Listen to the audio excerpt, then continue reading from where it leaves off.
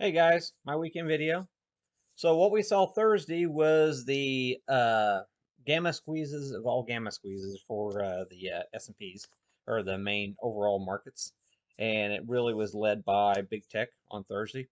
So basically, what is going on here, and what's made shorting the market so much more difficult than what we traditionally are used to, is the fact that now social media is involved in group trading.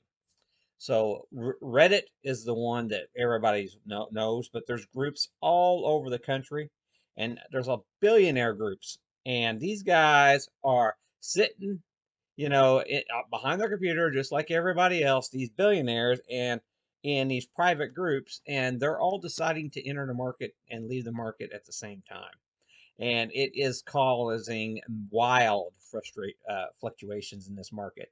So basically, what they're doing here is they're deciding to buy in at these low prices, give liquidity to the markets, get all of us small people to buy into that, and as when it gets up into resistance, then they're selling into strength, and they're knocking out 5% on the stock, or 100% on the options by doing this, and that they're doing this as a collective group for billionaires. They're doing this, and it's all legal, and I have no idea how the government's going to do anything about it. But that is the biggest problem we got facing us here. They have found out how to manipulate the markets to cause the maximum amount of pain for the small guy, and uh, that's just pretty much the way it's going to be, from here on out. So basically, I'm going to get inspired real quick here. I do not think we're out of the woods at all. So just heads up on that. The 2 hour chart here, that's one I'm really using for my indicator. We've already started a downshift here on our signal indicator, so be aware of that for Monday. I am foreseeing a red open on Monday. I know Sunday night hasn't even opened up yet, but that's what I foresee happening. I think they took this all up to get into the monthly pivots to close out February. So just remember that. So I'm looking for possibly a doji day, like I said Friday, which they really proved me wrong. Right around that monthly pivot area, that's where they close this at on these markets. I can show you here in just a second, and on those monthly pivots, and that's why they ran it up. They ran it up into the developing monthly pivot for March. Okay, so that way when we come on March 1st, hopefully they can, if we can push up above that, then the bulls should be able to come in, and we're bullish for the month at that point. Okay.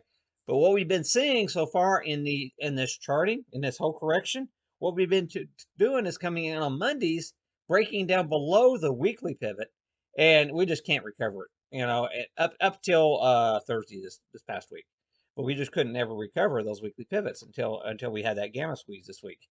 And so now the situation is, are they going to possibly sell down below the developing March pivot? And then we have a continuation lower. So that is something I'm definitely floating out there for you guys. And another thing I do want to point out, the highest volume on unusual option activity are these out of money puts. So we closed Friday with the highest volume on unusual volume on out of the money puts on SPY. So just keep that in the back of your mind. I don't want to be too bearish, but I mean, I just want to let you guys know that.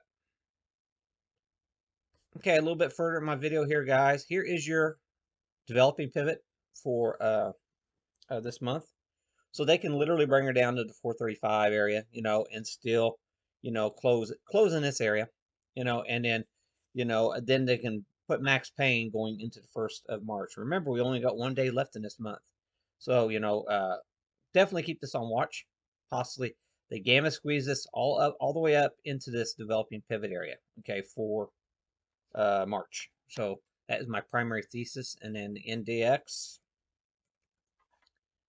similar situation, so that's what I'm looking at right here. We're still well below, and see, we didn't even get back above last week's.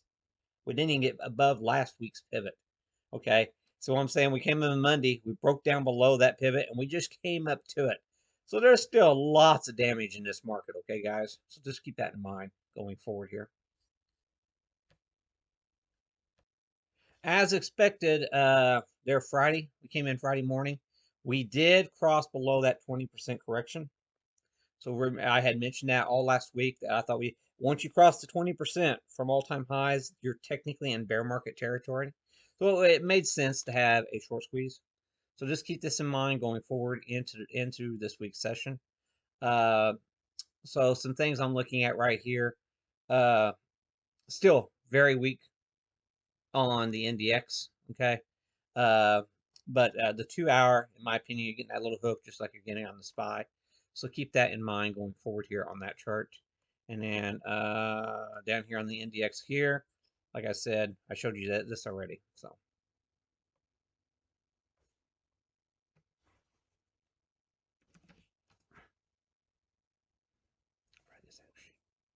a little bit better.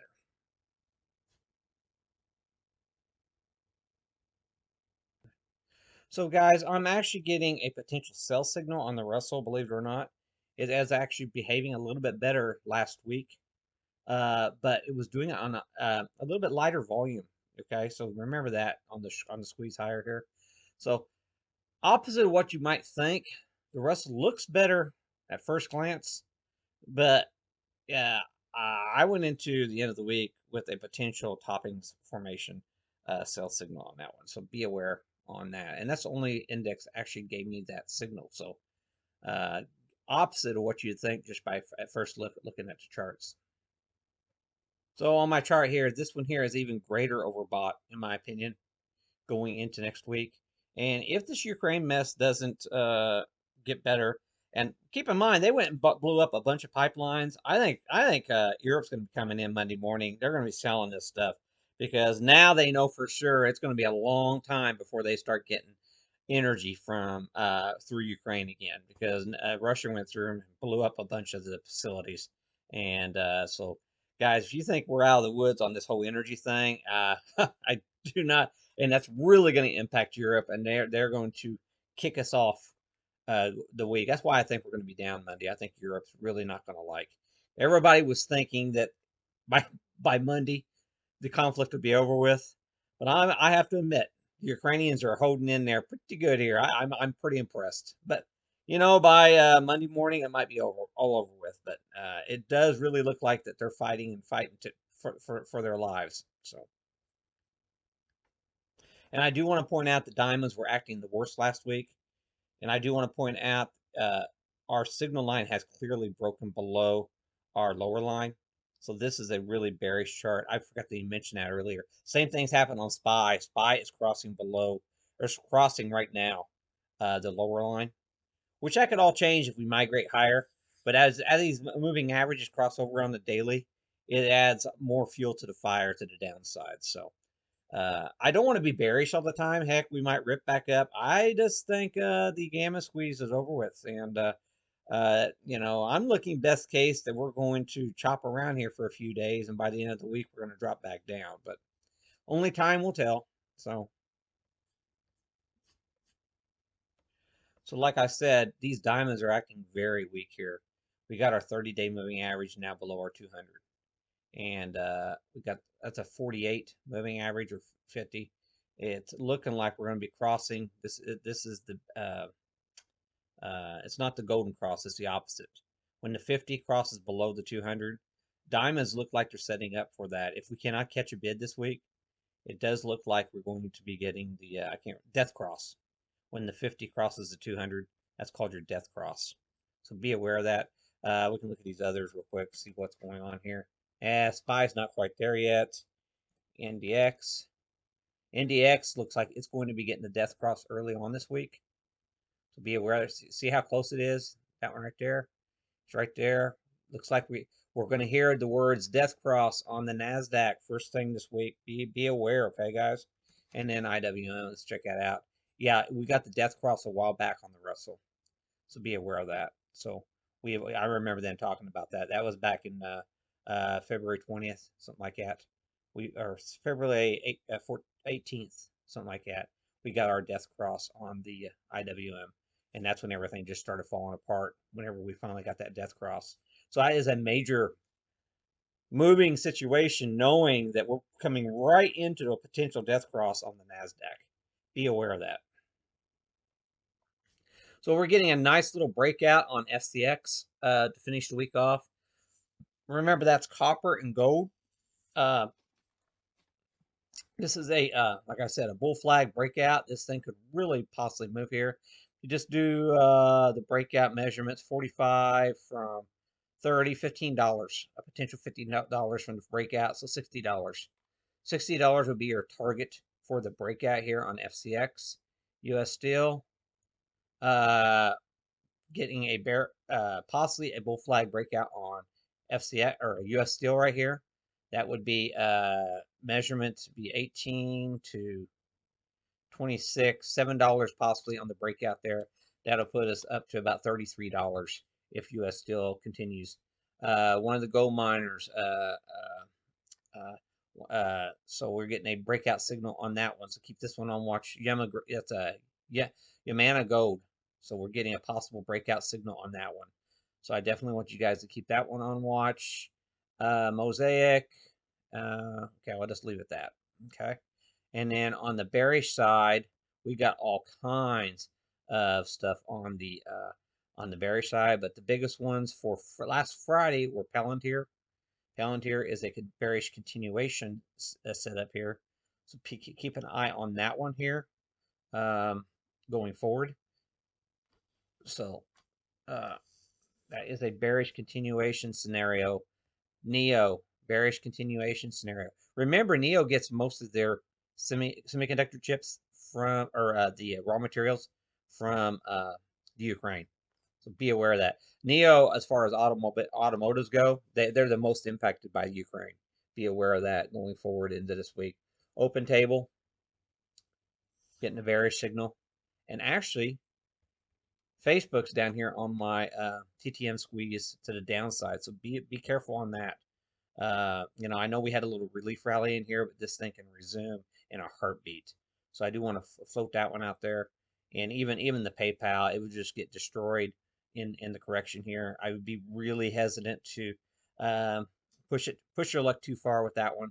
You know, bad companies will get really slaughtered. You want to be looking to short the pops, especially with you saw the earnings on PayPal. It just got slaughtered. So that's just a few of the ideas I want to float here with you guys. So basically, please like the video and retweet it if you can on Twitter. I really appreciate it. We get some more. I'm going to make this video a little bit shorter because I'm not doing it after the 6 o'clock open tomorrow night. I'm not sitting here. I'm just thinking based on the news, and it's looking a lot worse for the global markets. Oh, I do want to float one other thing. We had the Swiss system that they trade commodities on. Okay, that's pretty much the world standard, and it's the Swiss system trades world currencies based on the U.S. dollar.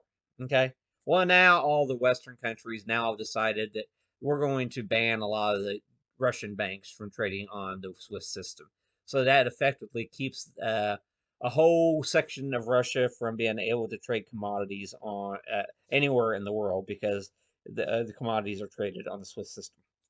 This goes hand in hand with the video I put out about a week ago about how Russia, the reason they're doing all this in the first place, because they've already created a whole system with China to sidestep the Swiss system entirely.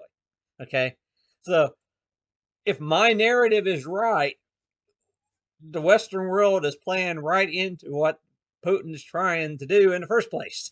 So I don't know. Maybe I'm wrong about this, but that's what I'm thinking. I know right now China is acting like, you know, they're condemning Russia for everything. But I want to see what happens after Russia gets done there and see if anything happens to Taiwan soon thereafter. So we'll just leave it at that, okay, guys? So please, like I said, leave comments below too. If you guys are seeing something that I'm not seeing, I really would appreciate get the feedback, okay, guys? And like I said, we get the big oversold situations on these markets. You have to be vigilant and aware of those gamma squeezes with social media. I mean, they're man, I tell you, they're violent. Okay, and they were talking about it, so it wasn't that if anybody can get in Reddit, you might as well. They were talking about all going long in Reddit there Thursday morning. So I'm just letting you know. The chatter was out there before everything ripped. I'm just letting you know. Okay, thanks a lot.